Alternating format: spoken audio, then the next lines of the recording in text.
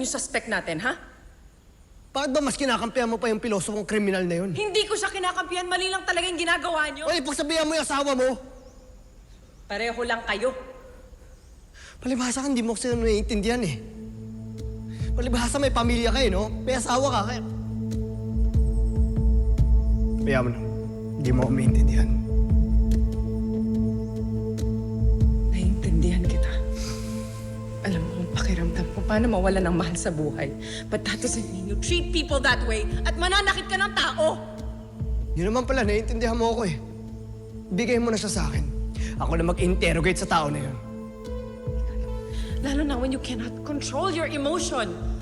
Ano magagawa ko? Huwag niyong hintayin ni Martin at ng team ni Martin na iakat ko to kay Director Franco. Mga agent kayo, kaya kumilos kayo ng tama.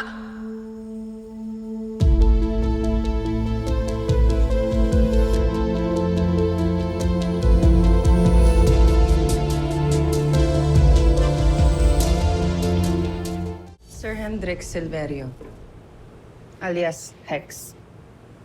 Gaano ka nakakatagal nagtatrabaho sa Alleviate Solutions?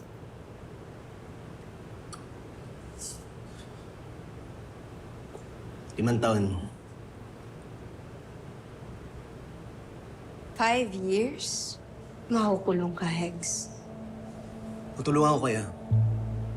Ibibigay ko sa inyo lahat ng nalalaman ko kapalit ng kalayaan ko. Hindi ka nakikipag-deal dito. Kailangan niyo ako. Alam ko ang bawat galaw nila. At kung wala ako, magpapaikot-ikot lang kayo.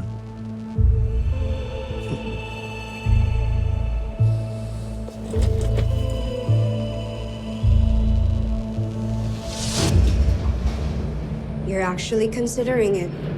Hindi ko sinasabing mapayag ako.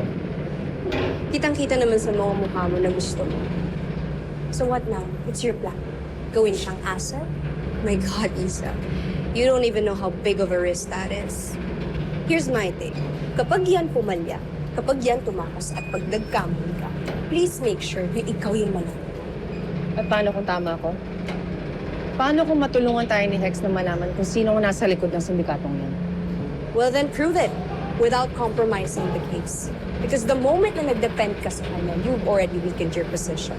You know what, Isa? Don't let desperation dictate your strategy.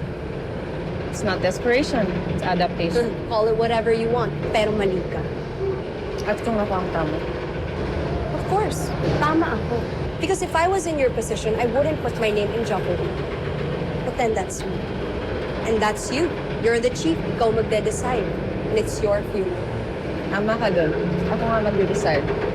And my decision is, we'll do a background check on Hex. Have a problem with that?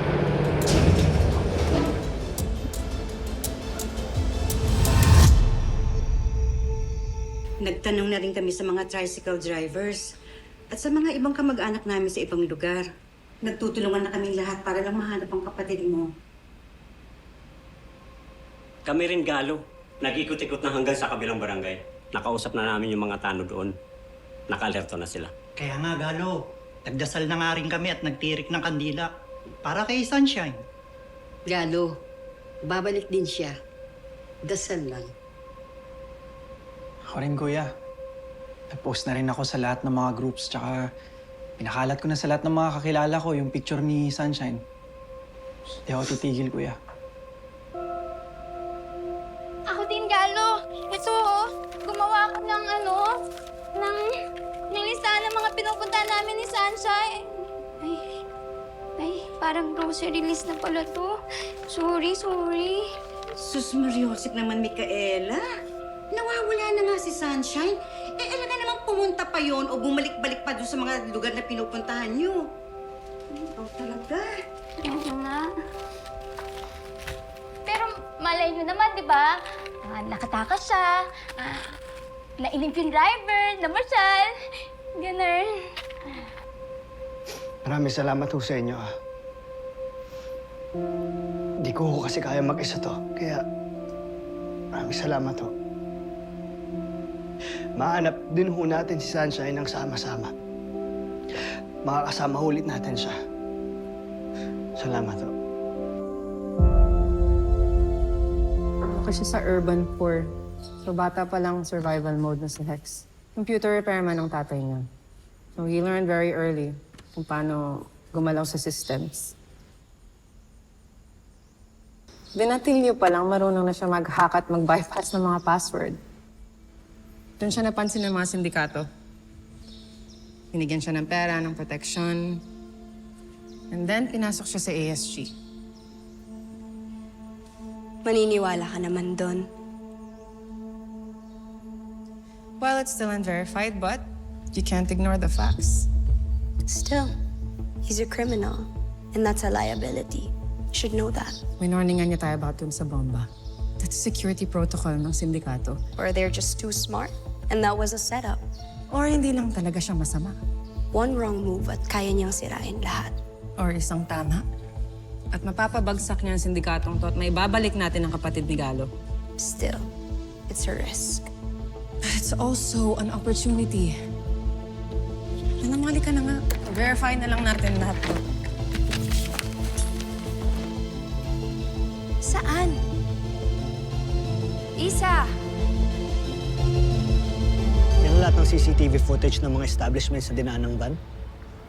Wala na iba? Oo, Tol. Lahat yan, legal. Na-email ko na rin sa team ang preliminary investigation ng bomb squad. Guys, don't worry. Masosolve din natin tong case. Ay, tiwala lang. Tsaka paano uusad yung investigation? Lahat walang plaka eh, oh.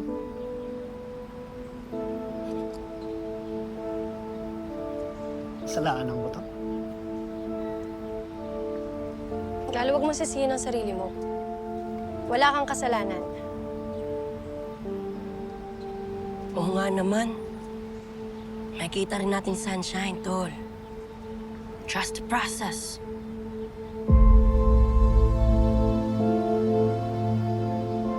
Bata pa lang si Hex, madalas na siya rito.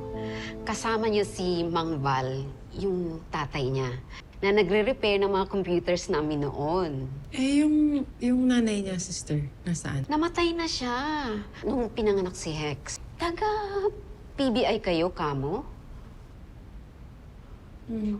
Para saan nga pala itong interview niyo? Nagba-background check lang po kami. Sister, how well do you know Hex?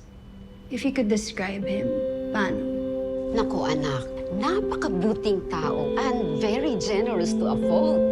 Isusubo na lang niya. Sinishare pa din niya talaga.